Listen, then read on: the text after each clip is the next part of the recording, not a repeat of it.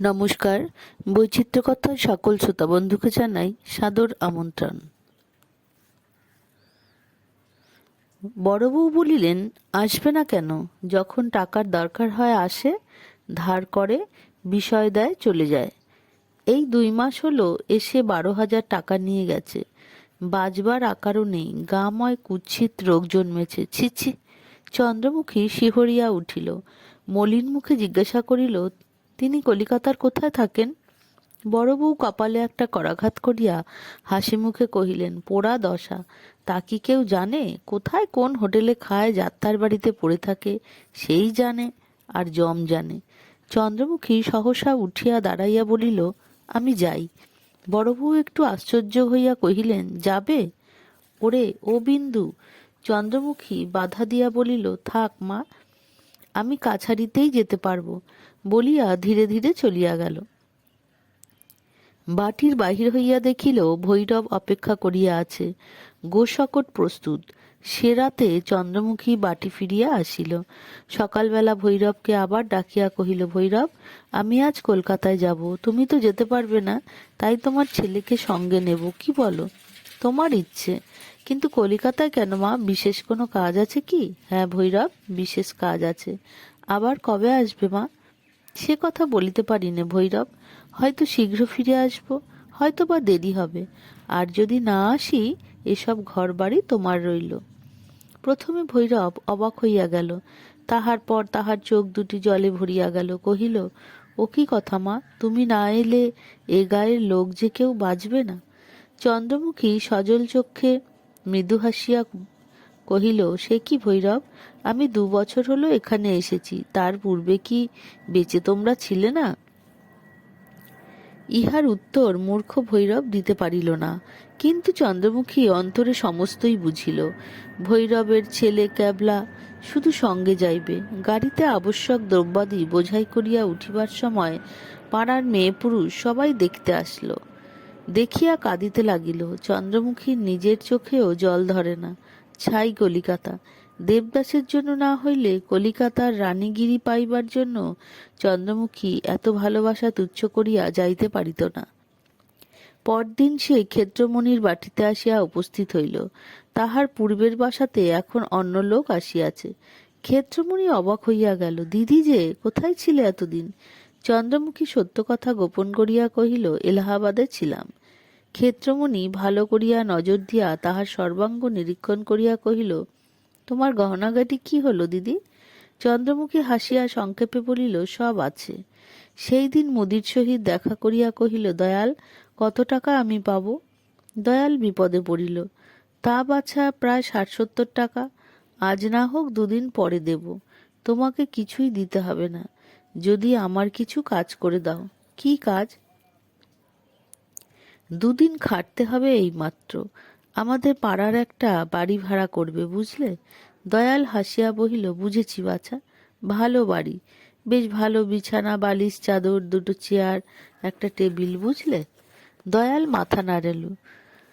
আরশি, চিরুনি, রং করা 2 জোড়া কাপড়, গায়ের জামা, ভালো গিলটির গয়না কোথায় পাওয়া যায় জানো? দয়াল মুদি ঠিকানা দিল। চন্দ্রমুখী কহিল, তবে যাও, 1 সেট ভালো দেখে কিনতে হবে, আমি সঙ্গে গিয়ে পছন্দ করে নেব।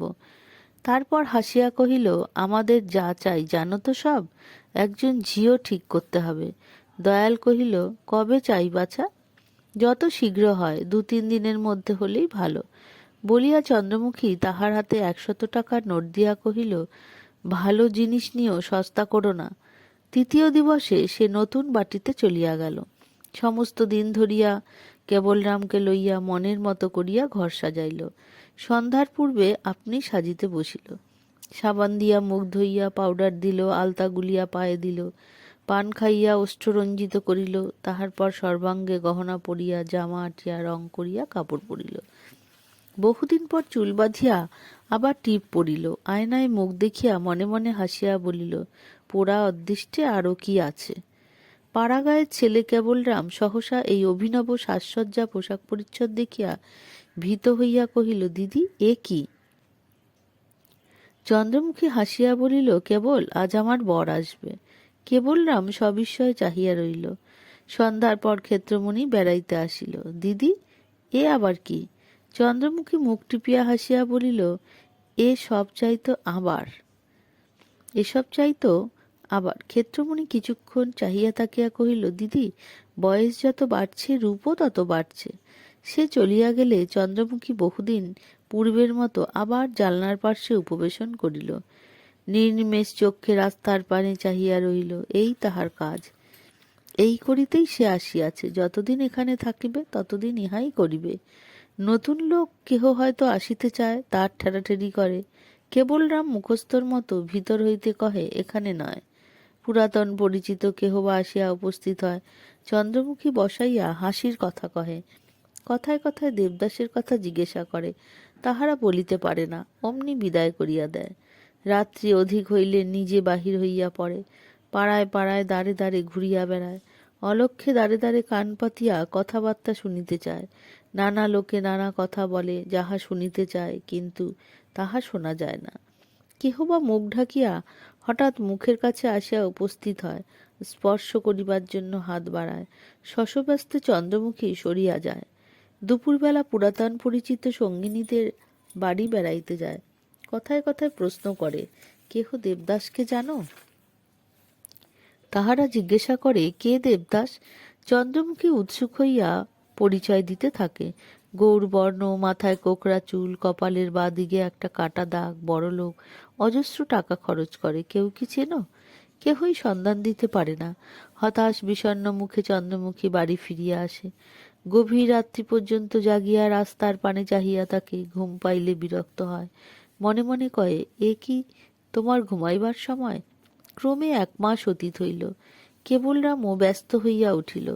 চন্দ্রমুখী নিজেরও সন্দেহ হইতে লাগিল, বুঝি সে এখানে নাই। তবু আশায় ভর করিয়া দেবতার চরণে কায়মনে প্রার্থনা করিয়া দিনের পর দিন অতিবাহিত করিতে লাগিল। কলকাতা আসিবার পর 1.5 মাস গত হইয়াছে। আজ রাতে তাহার অদৃষ্ট প্রসন্ন হইল। রাত্রি তখন 11টা। হতাশ মনে বাড়ি ফিরিতেছিল। দেখিতে পাইল পথের ধারে একটা দ্বারের সম্মুখে একজন আপনার মনে কি বলিতেছে। চন্দ্রমুখীর বুকের ভিতর ধড়াস করিয়া উঠিল। এ কণ্ঠস্বর যে পরিচিত। কোটি কোটি লোকের মধ্যে চন্দ্রমুখী সে স্বর বুঝিতে পারিত। স্থানটা একটু অন্ধকার, তাহাতে আবার লোকটা অত্যন্ত মাতাল হইয়া উপুর হইয়া পড়িয়া আছে। চন্দ্রমুখী নিকটে গিয়া গায়ে হাত দিল। তুমি কে গা, এমন করে পড়ে আছো? লোকটা সুর করিয়া কহিল, শুনো সই, মনের মানুষ কই, পাই যদি কানু হেন স্বামী। চন্দ্রমুখীর আর সন্দেহ নাই, ডাকিল, দেবদাস। দেবদাস সেইভাবে বলিল, এখানে পড়ে কেন, ঘরে যাবে? না, বেশ আছি।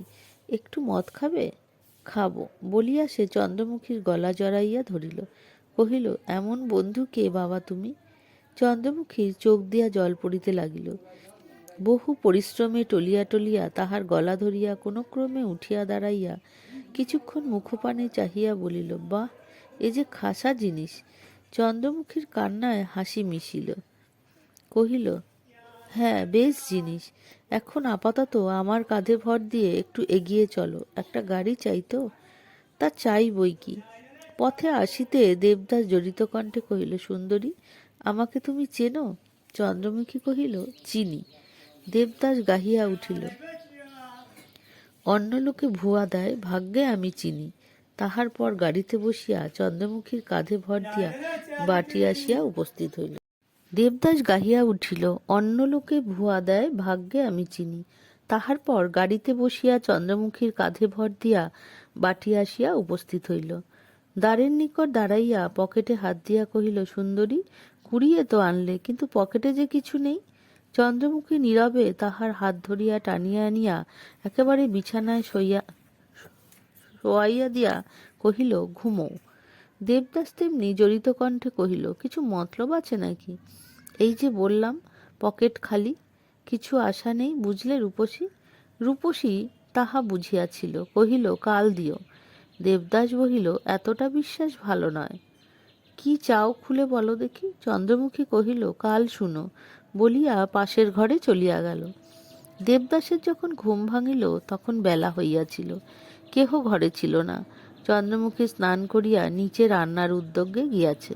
দেবদাস চাহিয়া দেখিল এ ঘরে কখনো সে আসে নাই, একটি জিনিসও চিনিতে পারিল না। তাহার গতরাত্রের কোনো কথাই মনে পড়িল না, শুধু স্মরণ করিল কাহার একটা আন্তরিক সেবা, কে যেন বড় স্নেহ করিয়া টানিয়া আনিয়া ঘুম পাড়াইয়া দিয়াছিল। এই সময় চন্দ্রমুখী ঘরে প্রবেশ করিল। রাতের সাজসজ্জার সে অনেকখানি পরিবর্তন করিয়াছিল। গায়ে গহনাগুলি ছিল বটে, কিন্তু পরনে রঙিন কাপড়, কপালে টিপ, মুখে পানের দাগ এ সকল ছিল না। নিতান্তই একখানি সাদাসিধা কাপড় পরিয়া ঘরে ঢুকিয়াছিল। দেবদাস মুখপানে চাহিয়া উঠিয়া হাসিল। কোথা থেকে কাল আমাকে ডাকাতি করে আনলে? চন্দ্রমুখী বলিল, ডাকাতি করিনি, পথ থেকে শুধু কুড়িয়ে এনেছিলাম। দেবদাস হঠাৎ গম্ভীর হইয়া উঠিল। তা যেন হলো, কিন্তু তোমার আবার এসব কি? কবে এলে? গায়ে যে গয়না ধরে না, দিলে কে? চন্দ্রমুখী দেবদাসের মুখের প্রতি তীব্র দৃষ্টিপাত করিয়া বলিল, আবার? দেবদাস হাসিয়া কহিল, না না, তা নয়, একটা তামাশা করতেও কি দোষ? এলে কবে? চন্দ্রমুখী বলিল, 1.5 মাস হলো। দেবদাস মনে মনে যেন কি হিসাব করিল, পরে কহিল, আমাদের বাড়ি যখন গিয়েছিলে তার পরেই এসেছ? চন্দ্রমুখী বিস্মিত হইয়া কহিল, তোমাদের বাড়ি গিয়েছিলাম কি করে জানলে? দেবদাস কহিল, তুমি যাবার পরেই আমি বাড়ি গিয়েছিলাম।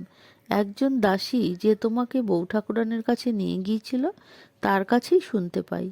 কাল অসহ্যুরি গা থেকে একজন স্ত্রী লোক এসেছিল, সে ভারী সুন্দরী। আর কি বুঝতে বাকি থাকে? কিন্তু এত গয়না আবার গড়ালে কেন? চন্দ্রমুখী বলিল, গড়াইনি, এসব গিল্টির গয়না, কলকাতায় এসে কিনেছি।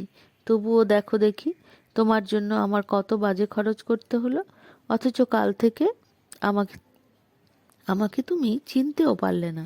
দেবদাস হাসিয়া উঠিল, বলিল, একেবারে চিনতে পারিনি, কিন্তু যত্নটি চিনেছিলুম। অনেকবার মনে হয়েছিল আমার চন্দ্রমুখী ছাড়া এত যত্ন কার। আনন্দে চন্দ্রমুখী কাঁদিতে সাধ হইল, কিন্তু চুপ করিয়া থাকিয়া কহিল, দেবদাস, আমাকে আর তত ঘৃণা করো না, না? দেবদাস জবাব দিল, না, বরং ভালোবাসি।